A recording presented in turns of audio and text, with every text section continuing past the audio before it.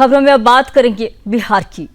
आज खत्म होगा पहले चरण का प्रचार। आखिरी दिन तमाम नेता ताकत झोंकने वाले हैं।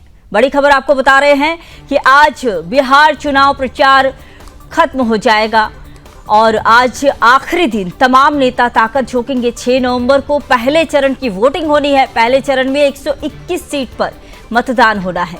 18 जिलों में 6 नवंबर को मतदान होने हैं। तो बिहार विधानसभा के पहले चरण के लिए आज प्रचार का अंतिम दिन है।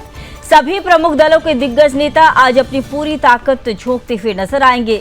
6 नवंबर को पहले चरण की वोटिंग होनी है। ऐसे में आज का दिन बेहद ही अहम है। बीजेपी अध्यक्ष जेपी नड्डा आज शाम पार्टी मुख्यालय में महासचिवों के साथ महत्वपूर्ण बैठक करेंगे। इस बैठक में अब तक के चुनावी प्रदर्शन की समीक्षा की जाएगी और वहीं अगले चरण की रणनीति पर भी चर्चा होगी।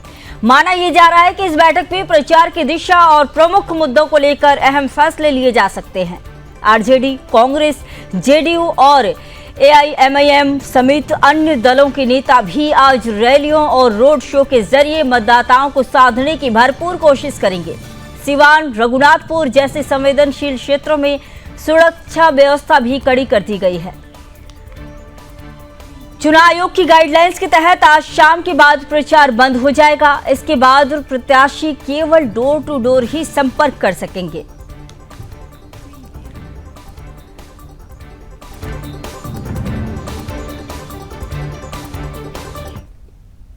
इसी खबर पर और अधिक जानकारी के साथ मेरे सहयोगी सौरभ जुड़ चुके हैं। सौरभ जी, बताइए कि आज प्रचार प्रसार का आखिरी दिन है, कैसे देख रहे हैं आप इस दिन को? किस तरह से जो आज नेता जो हैं वो हुंकार भरेंगे, जमीनी स्तर पर कितना इसका प्रभाव पड़ सकता है और किस पार्टी को ज्यादा फायदा मिलेगा?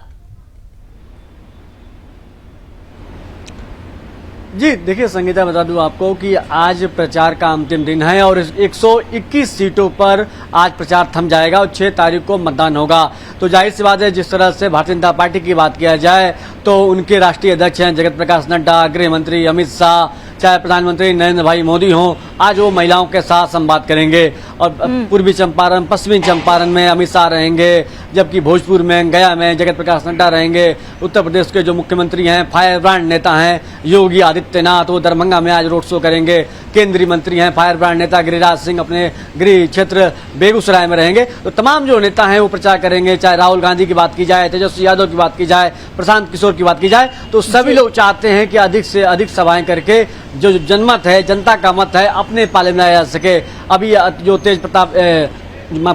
जो तेजस्वी यादव हैं, अभी उन्होंने प्रेस कॉन्फ्रेंस की, तमाम घोषणाएं की हैं। तो जाहिर सी बात है कि सभी लोग घोषणाएं कर रहे हैं, वादे कर रहे हैं कि आप हमें मौका दीजिए, हम बिहार का और विकसित राज्य बनाएंगे, बिहार को और विकास करेंगे। तो 15 साल के जो उनका शासनकाल था आरजेडी का, उसको लेकर भारतीय जनता पार्टी और जो एनडीए है वो हमला कर रही है। और अगर भारतीय जनता पार्टी और नीतीश में 20 साल के शासनकाल की बात की जाए तो उसको तेजस्वी यादव और राहुल गांधी हमला कर रहे हैं। तो जो आरोप प्रत्यारोप का दौर है वो लगातार इस चुनाव में सुनाई देगा और शाम को थम जाएगा और फिर अगला चरण जो दूसरा चरण है उसके लिए प्रचार तेज हो जाएगा। संगीता, सौरभ, घोषणाएं तो हर पार्टी की तरफ से और दोनों ही अलायंस की तरफ से की गई है, लेकिन इन घोषणाओं का जब आप जमीनी स्तर पर वहां की जनता से भी आप संपर्क कर रहे हैं, जनता से भी बातचीत कर रहे हैं, तो जनता पर इसका क्या असर है? जनता किस घोषणाओं को, किन घोषणाओं से ज्यादा प्रभावित हो रही है? जी देखिए, मैं एक उदाहरण दूं आपको कि जिस तरह से तेजस्वी यादव अपनी छवि बदलने चाहते हैं, जो उनका 15 साल का उनके ऊपर दाग है, लेकिन कल रीतलाल यादव, बाहुबली नेता हैं, विधायक हैं दानापुर से, वो जेल में बंद हैं और कोई समाज सेवा के लिए जेल में बंद नहीं है, रंगदारी का, वसूली का उनके ऊपर आरोप था। और उनके लिए रोड शो करने के लिए पूर्व मुख्यमंत्री वरिष्ठ नेता लालू प्रसाद यादव पहुंचते हैं और जाकर एनडीए सरकार पर हमला करते हैं। तो जनता कह रही है कि हम तेजस्वी यादव पर कैसा भरोसा करें कि जब लालू यादव जेल में बंद हैं, उनके लिए प्रचार करने आए हुए हैं। ओसामा जो शाहबुद्दीन का लड़का है, आतंक का प्रहरी रहा है, पाकिस्तान के आईएसआई के साथ उनके संबंध रहे हैं शाहबुद्दीन के, उसके लड़के को आपने टिकट दिया है। सूरजभान सिंह जी, उनकी पत्नी मोकामा से चुनाव लड़ी है अनंत सिंह के खिलाफ, वो भी कोई दूध धुले हुए सज्जन व्यक्ति तो है नहीं। तो जनता सवाल करेगी भी कि अभी जो छाप से तेजस्वी यादव बाहर नहीं आए हैं जी। और देखिए, जो नीतीश कुमार के बारे में कहावत है कि नीतीश कुमार के ऊपर कभी भी परिवारवाद का आरोप नहीं लगा है। वो अपने बेटे को उन्होंने कभी चुनाव में राजनीति में लेके नहीं आए हैं, चाहे लालू प्रसाद यादव के साथ रहे हो, चाहे भारतीय जनता पार्टी के साथ। यानी इसका फायदा नीतीश कुमार को मिलेगा, इसका फायदा नीतीश कुमार को मिल सकता है इसका फायदा। सौरभ जी बताइए कि जिस तरह से आज बैठक भी होने वाली है, जेपी नड्डा आज बैठक कर रहे हैं, तो इन बैठकों का क्या मतलब है, क्या कुछ इन बैठक में जो है वो हो सकता है, और कौन कौन से नेता जो है आज शामिल रहेंगे बैठक के दौरान? जी देखिए, भारतीय जनता पार्टी के जो राष्ट्रीय अध्यक्ष हैं जगत प्रकाश नड्डा, वो अपने राष्ट्रीय महासचिव के साथ बैठक करेंगे। तो जाहिर सी बात है, भारतीय जनता पार्टी की जो रणनीति है, अब तक प्रचार में क्या कुछ कमी तो नहीं रह गई, क्योंकि भारतीय जनता पार्टी शुरू से ही चुनावी मोड में रहती है। तो जाहिर सी बात है, जगत प्रकाश नड्डा जो उनके राष्ट्रीय अध्यक्ष हैं, उनके साथ बैठक करेंगे। तमाम जो महासचिव हैं वो बैठक में मौजूद रहेंगे। जाहिर सी बात है, जिस तरह से सवाल बिहार में है, धुआंधार प्रचार हो रहा है और 121 सीटों पर सब चाहे दोनों गठबंधन चाहते हैं कि हम अधिक से अधिक सीटें जीतें और जो बहुमत का आंकड़ा है उस बहुमत के आंकड़ा के करीब पहुंचे। और जाहिर सी बात है, वहीं प्रशांत किशोर की बात किया जाए तो प्रशांत किशोर भी लगातार ताबड़तोड़ चुनावी प्रचार कर रहे हैं और दोनों गठबंधनों पर हमला कर रहे हैं। उनका साफ तौर से यही कहना है। और देखिए, प्रशांत किशोर का एक बयान भी सोशल मीडिया पर वायरल हो रहा था। उन्होंने कहा कि अगर हंग असेंबली होती है तो मेरे विधायक को छूट रहेगी कि जिस गठबंधन को आप समर्थन कर सकते हैं। तो ये भी सवाल जो है उठता है कि अगर अभी से ही आपने हार मान ली है तो आपका जो एजेंडा है, जो आप चुनाव में आए थे, काफी सारे आपने सपने दिखाए थे, यानी अभी से आपने हार मान लिया है। ठीक है सौरभ, एक सवाल ये भी बन जाता है, आप लगातार वहां पर बने हुए हैं, 1 महीने से ज्यादा हो गए, तो इतने दिनों से चुनाव प्रचार प्रसार जो हो रहे हैं, इस चुनाव प्रचार प्रसार के दौरान आपने क्या देखा कि किन मुद्दों को लेकर नेता वो जमीन पर उतरे और वो प्रभावी भी रहा जनता के समक्ष पहुंचाने में?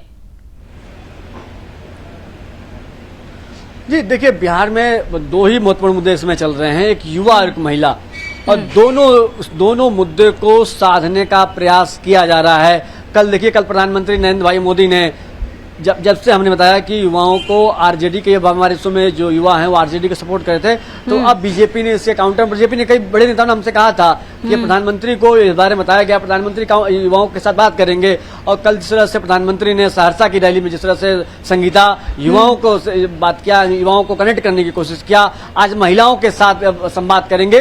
तो बड़ा साफ संदेश है प्रधानमंत्री का, मुख्यमंत्री नीतीश कुमार का। तो जिस तरह से अभी आपने देखा, पटना के ऐतिहासिक गांधी मैदान में कई बिहार के कई जगह से महिलाएं आई थी, उनसे मैंने बात किया तो सभी लोग मुख्यमंत्री और प्रधानमंत्री के काम से काफी खुश नजर आ रही हैं। सौरभ, ये बताइए कि जो रोजगार का मुद्दा है ये भी काफी ज्यादा पार्टियों के द्वारा उठाया गया, तो रोजगार के मुद्दे पर जनता का क्या राय है? जी देखिए, जो लोग पलायन किए हैं वो लालू यादव के शासनकाल से पलायन उन्होंने किया था। लालू यादव का शासनकाल था, जंगल राज था, अपहरण लगातार भारतीय जनता पार्टी जेडीयू आरोप लगा रही थी। लेकिन अब ये भारतीय जनता पार्टी और नीतीश कुमार का ये कहना है, चिराग पासवान का, कि जब से हमारी सरकार आई है, एनडीए की सरकार आई है, हमने सुशासन दिया है, हमने कानून का राज दिया है। और जो डिप्टी सीएम हैं सम्राट चौधरी, उनका भी एक बयान बहुत तेजी से वायरल हुआ है कि अगर आपकी दुश्मनी नहीं है तो बिहार की सड़कों पे आप 2 बजे रात में भी घूम सकते हैं, अगर आपको किसी ने छू दिया तो सम्राट चौधरी सुबह आपका इस्तीफा दे देगा। यानी दिखाता है कि बिहार में उन्होंने कानून का राज स्थापित किया है। ठीक है सौरभ जी, ये बताइए कि चुनाव प्रचार प्रसार आज थम जाएगा, इसको लेकर अब जो है चुनाव आयोग की तरफ से क्या कुछ तैयारियां की जा रही है, सुरक्षा के भी इंतजाम क्या कुछ किए जा रहे हैं, इसको लेकर भी बताइए। जी देखिए, जाहिर सी बात है, 121 सीटों पर जो चुनाव प्रचार आज शाम थम जाएगा। अब जो पोलिंग जहां पर मतदान किए जाएंगे वहां पर जब खासतौर से सुरक्षा के कड़े इंतजाम किए जाएंगे। और देखिए, जो कार्यकर्ता हैं, चाहे किसी भी पार्टी कार्यकर्ता हो, वो पर्ची पहुंचाने का जो काम करते थे, और खासतौर से अब इस बार थोड़ा सा अब इधर न दिखाई नहीं दिया, लेकिन अब भारतीय जनता पार्टी कह रही है कि हमारे कार्यकर्ता जाएंगे, घर घर जाएंगे, पर्ची देंगे। तो जाहिर सी बात है, सुरक्षा को लेकर काफी चाक चौबंद किए जा रहे हैं। पटना, चाहे कि पटना से आप आते हैं, पटना में जाते हैं या किसी भी शहर में आप जा रहे हैं तो सुरक्षा के काफ़ी पुख्ता इंतजाम है। आपकी गाड़ियों को चेक किया जाएगा, आपसे पूछा जाएगा कि आप कहाँ आ रहे हैं, कहाँ से कहाँ जाएंगे। तो तमाम तरीके से इस बार, और जिस तरह से मोकामा की घटना हुई है और चुनाव आयोग काफ़ी नाराज है। हम कह सकते हैं चुनाव आयोग जिस तरह से फार्म में आया था और जिस तरह से नाराज चुनाव आयोग बताया जा रहा था, उसके बाद से अनंत सिंह की गिरफ्तारी हुई थी। तो आप देख सकते हैं कि चुनाव आयोग कितना सख्त है इस बार। बिल्कुल सौरभ, चुनाव आयोग पूरी तरह से सख्ती दिखा रही है और सुरक्षा के भी काफी ज्यादा पुख्ता इंतजाम किए गए हैं। बहुत धन्यवाद सौरभ, आपने जानकारी दी।